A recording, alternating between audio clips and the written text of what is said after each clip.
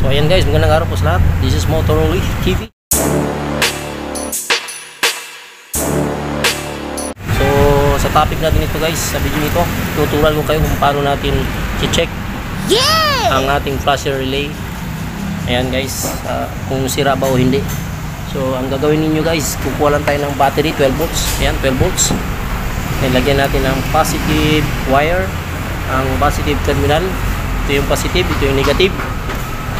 Then flasher relay. Ito yung flasher relay guys. Then test light.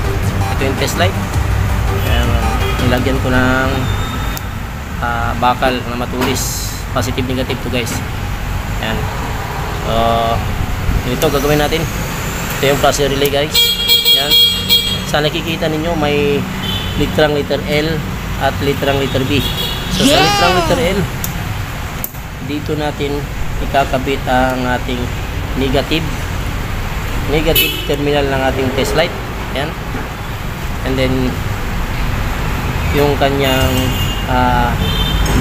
negative line dito na naman sa positive line dito, positive ng test light bulb, kakabit natin dito sa ating negative. So ito yung battery guys, positive. Ito yung battery.